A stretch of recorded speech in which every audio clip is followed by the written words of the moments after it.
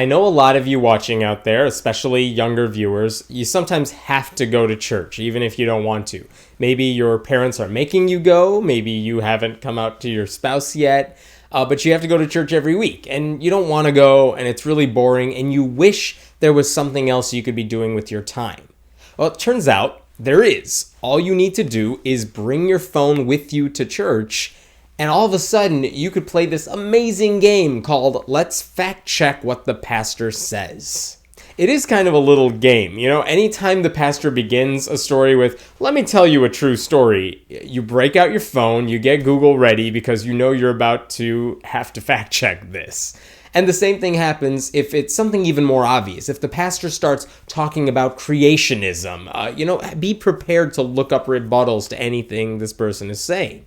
And what do you do with this information once you have it? I mean, sure, everyone else around you is just sitting there, nodding their heads. They just accept anything the pastor says, but you're better than that. And even more importantly, you have citations to back it up. So once you're done listening to whatever the pastor says, once you have the facts rebutting what the pastor says on your side, tell people. I mean, don't be a jerk about it, but after the sermon, go up to the church elders, go up to the pastor himself or herself and say, I know you're wrong. I was listening to you. I was taking you seriously, and I don't appreciate being lied to. And what I'm finding is that you lied to me. And by the way, don't stop there. When you get home, find a way to broadcast this information online. Do it anonymously if you want to. Maybe they'll figure out who you are. But go and say, I went to this church and this pastor was speaking and that pastor said the following. Turns out that's not true. Hey, even have one of those like PolitiFact meters. This is a pants on fire lie because this is what's actually going on. Or this is the real story behind that anecdote.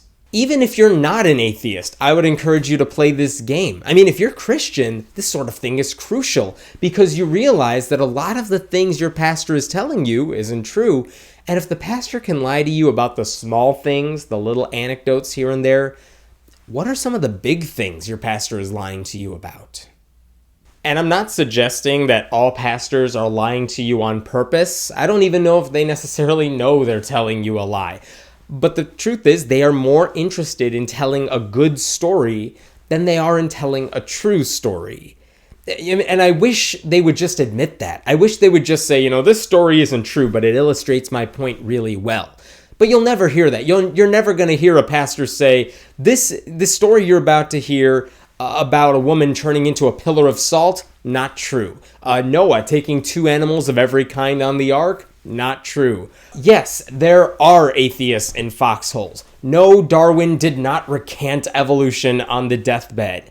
You wish pastors would have the courage to be more honest about these sorts of things, but they never seem to do that. They tell these fake stories as if they're real, and they're allowed to do it because no one ever calls them out on it.